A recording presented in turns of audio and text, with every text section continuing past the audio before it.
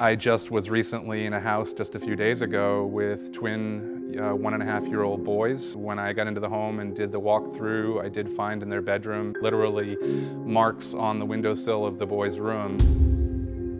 More often than not, it's not that actually that causes the child's exposure. I've done, about 75 investigations a year over the last 3 years, but in this case, it did actually end up being a direct chewing of a windowsill surface.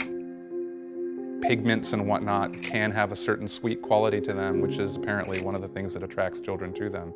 Children and adults can be exposed to lead if they're all living in the same house, but the children have a higher risk of getting toxicity from that. First of all, it gets absorbed a lot more than an adult does, and it gets absorbed more into the brain and nervous system.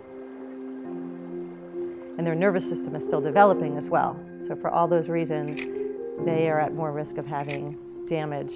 Lead poisoning, while it may manifest in certain types of behaviors, they are very, very hard to distinguish. Maybe just have impaired memory, short-term or long-term memory. Excitable behavior, hyperactive or attention deficit. Some hearing loss has been associated with that. But any damage that's been done to your brain or nervous system, that's irreversible. One of the insidious things about lead poisoning in terms of what do you see with symptoms.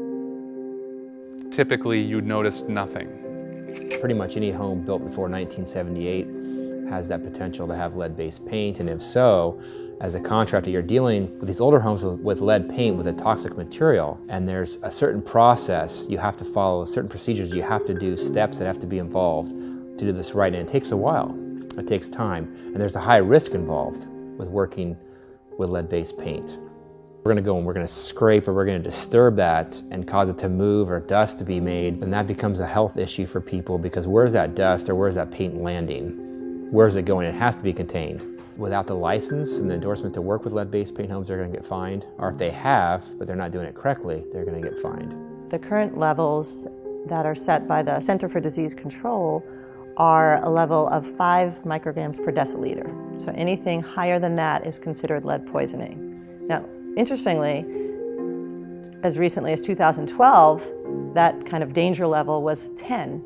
And about 30, 40 years ago, prior to the 1970s, levels of 50 or 60 were considered dangerous. They have to make sure that it's not going to be turning to dust and it's not going to be falling off to where kids or animals can eat it. A lot of families, when I'm ask them these questions at their screening, they don't even know how old their homes are, so it's not really something that's foremost in their minds. It's estimated there's over 35 million homes in America that have some lead on them somewhere. If we don't address it, we continue to poison our future with lead.